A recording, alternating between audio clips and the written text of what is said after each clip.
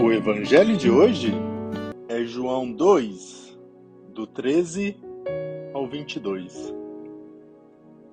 Estava próximo a Páscoa dos judeus e Jesus subiu a Jerusalém. No templo, encontrou os vendedores de bois, ovelhas e pombas e os cambistas que estavam aí sentados. Fez então um chicote de cordas e expulsou todos do templo, junto com as ovelhas e os bois. Espalhou as moedas e derrubou as mesas dos cambistas.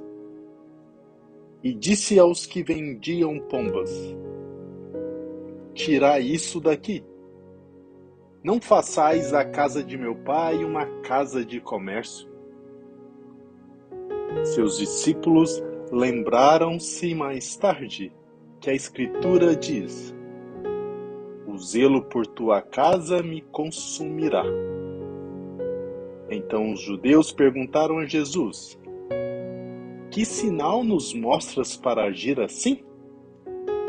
Ele respondeu: destrui esse templo, e em 3 dias o levantarei. Os judeus disseram: 46 anos foram precisos para a construção desse santuário, e tu o levantarás em 3 dias? Mas Jesus estava falando do templo do seu corpo. Quando Jesus ressuscitou, os discípulos lembraram-se do que ele tinha dito e acreditaram na Escritura e na palavra dele.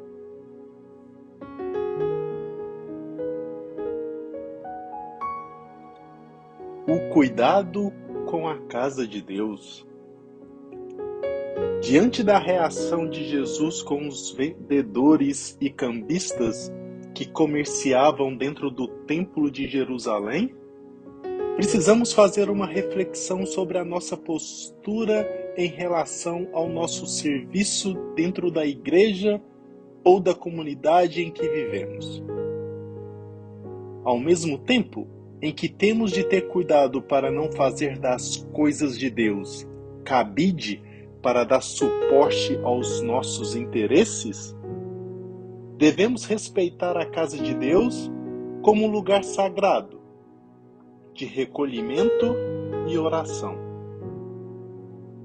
Consideramos que somos templo do Espírito Santo. Nós também precisamos fazer do nosso interior um templo sagrado onde habita Deus.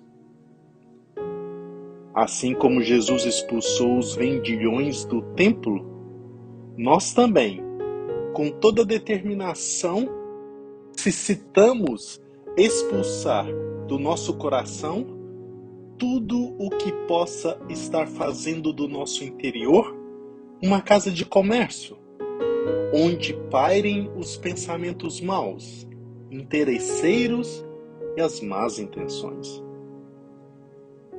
O zelo por tua casa me consumirá. Precisamos repetir isto ao Senhor a todo momento e demonstrar a Ele, com a nossa vida, que realmente estamos zelando pela sua morada. O cuidado que devemos ter com a nossa mansão interior, onde Deus habita, deve consumir o nosso dia a dia, desde as mais pequenas coisas até as grandes realizações. Podemos, em nenhum momento, relaxar na vigilância diante do que falamos, do que pensamos ou imaginamos, assim como também a tudo que possa corromper a nossa consciência. Jesus morreu, foi sepultado, mas em 3 dias ressuscitou para nos dar uma vida nova no Espírito Santo. Por isso, somos templo onde habita o amor. Não podemos deteriorá-lo. As perguntas de hoje são: como está sua morada interior? O que tem ocupado os seus pensamentos? As sugestões que partem do seu interior têm sido salutares para a sua vida e a dos seus irmãos? Você guarda ódio e ressentimentos? Você tem um coração alegre e confiante em Deus?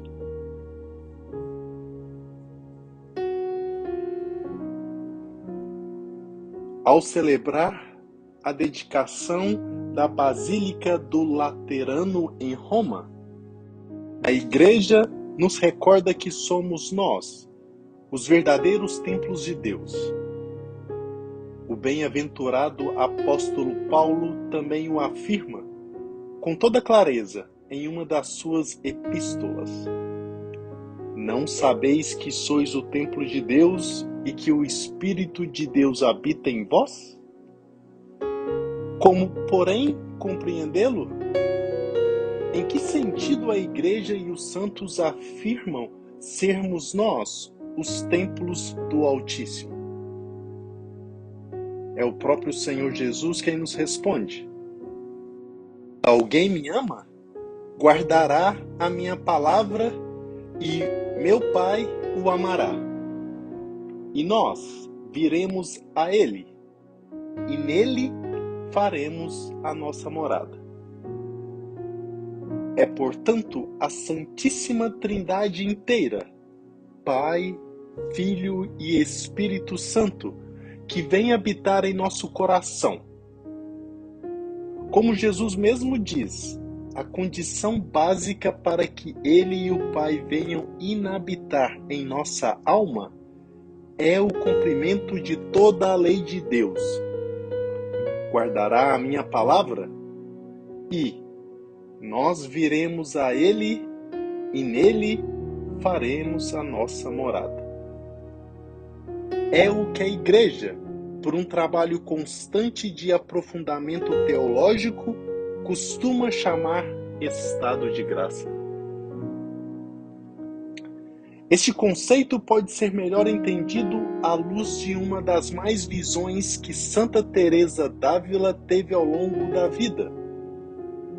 Com efeito, pôde a Santa Carmelita contemplar a alma de um justo.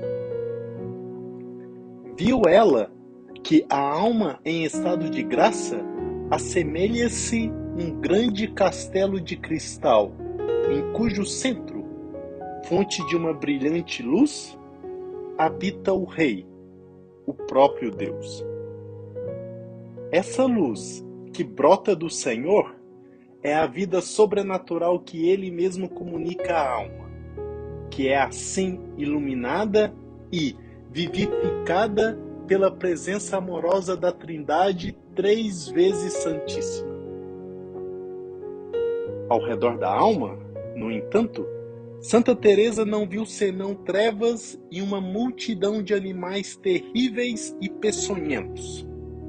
São os pecados, as tentações, os demônios que nos circundam e pedem para entrar em nossa intimidade. Santa Teresa pôde também contemplar a fealdade de uma alma em pecado mortal, que habita no centro do castelo, continua lá, mas aquela luz se esmorece e, uma vez apagada, todas as bestas e iniquidades que assediam o castelo têm acesso livre aos átrios interiores. Macula-nos com sua sujidade, empesteia-nos com o seu terrível mau cheiro. Este quadro que Deus revelou a Santa Teresa é de fato bastante revelador. Do mesmo modo como está presente em suas criaturas, assim também o Senhor se faz presente na alma manchada por um pecado grave. Nesse caso, Ele simplesmente a sustenta no seu ser ordinário, natural.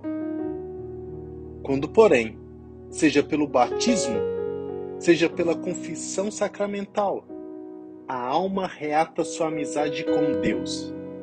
Ele então lhe comunica uma outra vida, a vida da graça, a vida sobrenatural. Ele se faz presente como doador da verdadeira vida, como a fonte de todo bem, de toda bênção. Essa luz vivificante que o Senhor traz ao nosso interior é o que afasta o pecado. É assim que, tal como Jesus purificara o templo de Jerusalém de lá, expulsando os vendilhões oportunistas, a Santíssima Trindade nos quer preservar de qualquer mácula, de qualquer pecado. Deixemos que o Senhor brilhe em nosso íntimo. Peçamos-lhes, pois, a graça de não o expulsarmos de nossa alma.